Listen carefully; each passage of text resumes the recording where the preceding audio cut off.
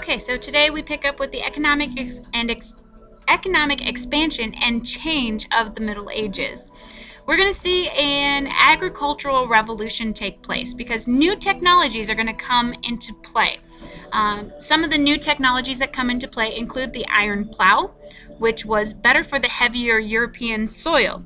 Typically, prior to this, they had been using a wooden plow, which breaks often in the European soil because it's heavier than in the southern part of Europe. They also began to use horses, which were faster, and they were also better than oxen because you didn't have to feed them quite so much, and they could go faster, and you can also use it for transportation. So there's multiple uses for them. And then another new technology is the windmill. If there was no fast-moving water available so that you could have a water mill, now you could harness the wind for power instead. And so you could use that to grind your grain, and that would help you to make bread. So that was useful. Well, with these new technologies, they are able to expand their production. They clear more forests, they drain swamps, they reclaim the wasteland, and so they get more and more farmland. As a result, many of the manors are going to go to a 3-field system. Now, if you remember, they used to have a 2-field system where one field would be planted and the other field would be left fallow or unplanted in order to regain its fertility. However, they decided to go to a 3-field system, which makes way more sense because instead of not using 50%, now you're only not going to use 33% of your land. So this 3-field system, one field would be devoted to grain. So you're going to grow grain in order to make bread or to sell or to feed your animals or whatever. The second field would be used for legumes, which would include things like peas or beans, some sort of vegetable of some sort. And the third field is going to be fallow or left unplanted. Like I said, that left only 1/3 of your land unused rather than 1/2. So you're actually getting more out of your land. Well, with the increased food supply, their population is also going to increase. In fact, the population of Europe is going to double between 1000 and 1300 CE. So in that time frame, the population doubles. It is expanding incredibly fast. Trade is also going to revive. There will be new trade routes that are going to crop up because of expanded production as well. They will have caravans that will travel from, back and forth between Asia and the Mediterranean to Europe, basically for safety because there was safety in numbers. They also will establish trade fairs.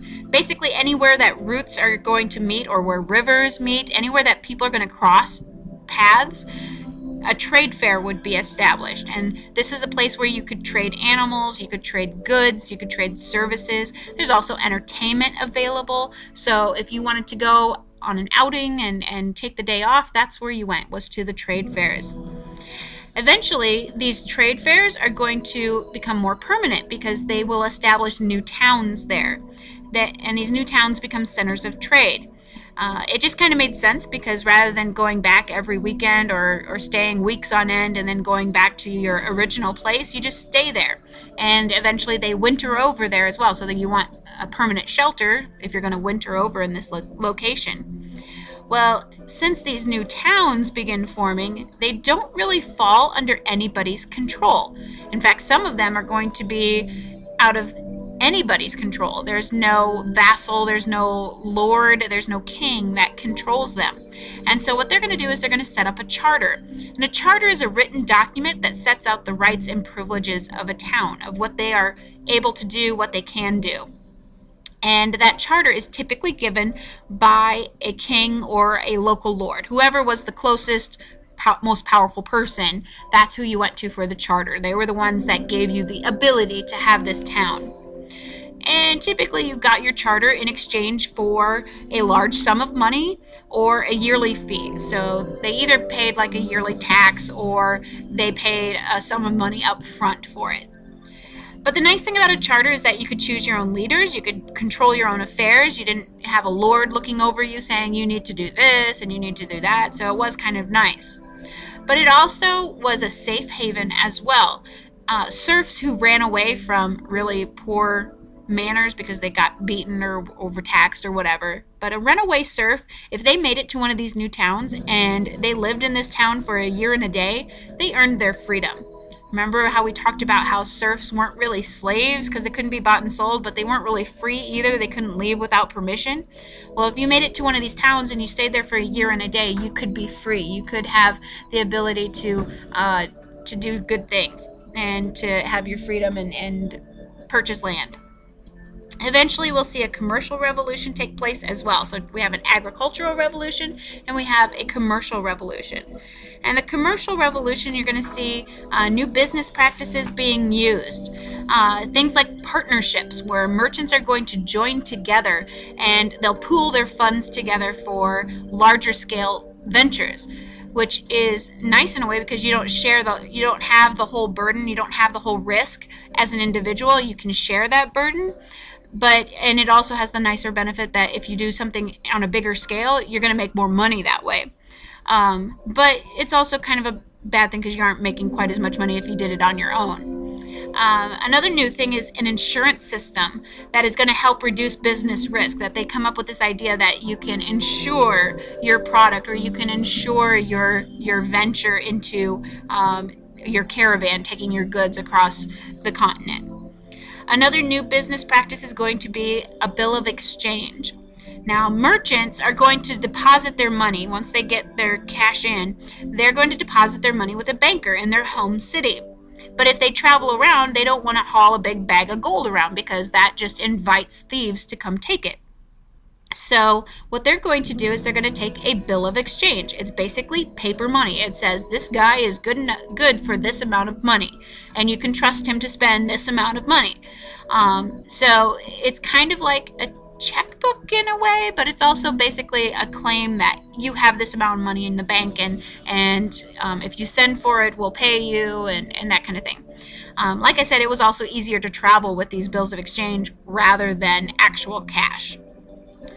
We'll eventually see some social changes as well. The use of money is going to actually lead to the end of serfdom.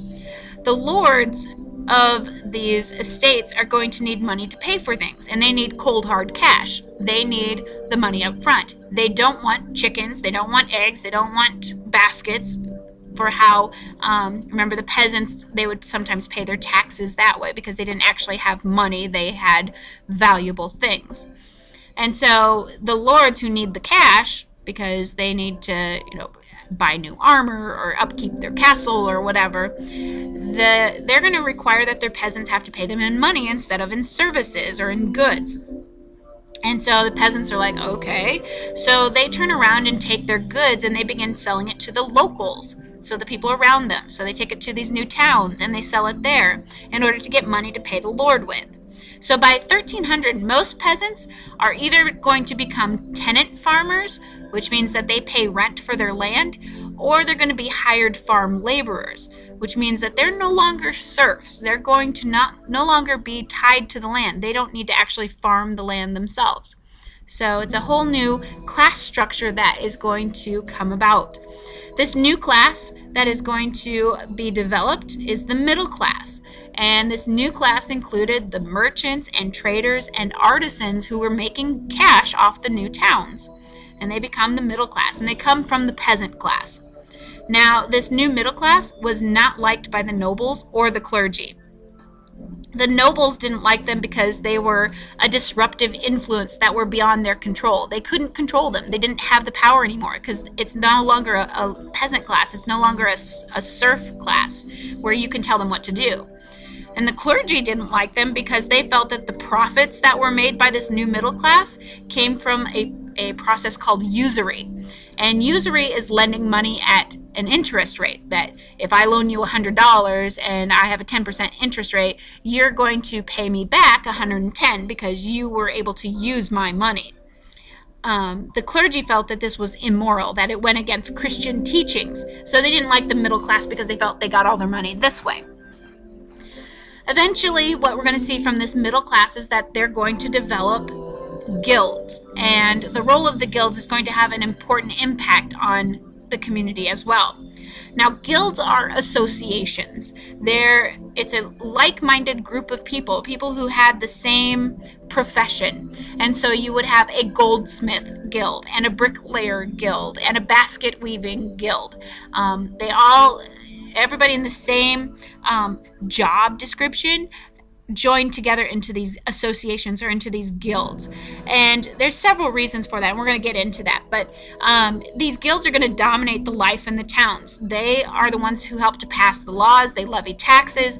They decide where that money's going to be spent from the taxes.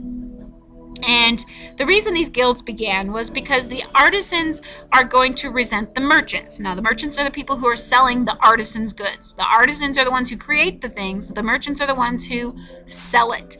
And so they resented the fact that the merchants would kind of hike up the price and they'd make the profit, whereas the artisans were the ones who created, but they don't actually make a ton of money. So they didn't like that. So they're going to organize these craft guilds. And like I said, they represented workers from one occupation. So you'd have the different occupations all together: weavers and bakers and goldsmiths and brewers and bricklayers and all kinds of stuff.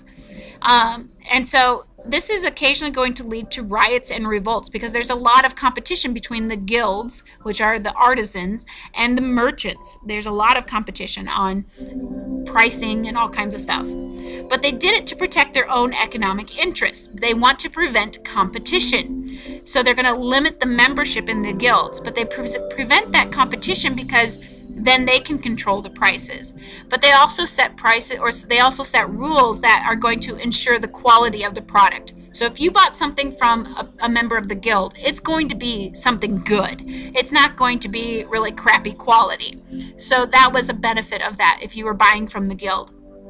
They're also going to regulate the hours. They're going to regulate prices. They're going to provide social services, like helping out those who retire or who were injured in their job. They'll provide them with money and help out their widow or their children or their orphans if they died. So there's a lot of good things that come from these guilds.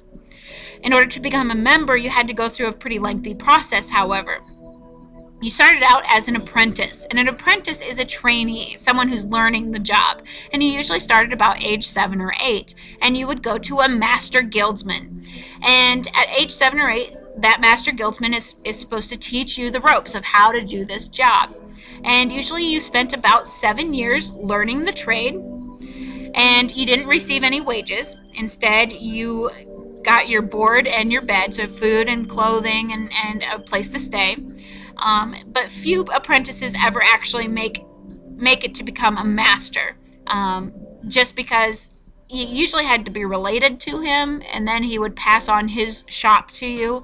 If you weren't related, the best you're going to become is an apprentice. Maybe you could become a journeyman. The next level is the journeyman. And a journeyman is a salaried worker. So you could work for the master as a journeyman, but he'd have to pay you, which means you're probably going to get kicked out of his house. He's going to find you're going to find someplace else to live. You have to provide your own food and clothing and that kind of thing.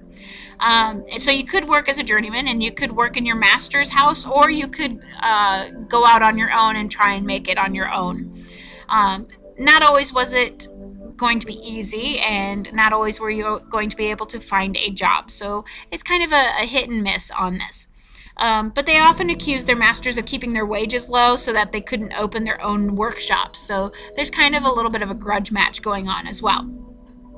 And then the last level, obviously, is the master. And that's when you became a full ownership of your own workshop and that kind of thing. Women and the guilds, usually women would go into the same trade as their husband or their father. If the husband or father died, then she could inherit and run the shop herself if she wanted to. And sometimes she even became a master herself. Girls typically apprenticed into ribbon making or paper making, and sometimes even into surgery. And the reason that they were wanted for surgery, which typically we think of surgery as kind of like it would have been a man's job back then, but they were recruited for surgery because women have smaller hands. And so if you were to make an incision into somebody, a woman's hand's going to you need to have a smaller incision for. So because they have smaller fingers and can fit in and grab whatever you need them to grab. As opposed to a man having larger hands, you'd have to make a larger incision. That's more likely to kill somebody. So that is kind of an interesting aspect of it as well. City life at this time is also very, very interesting.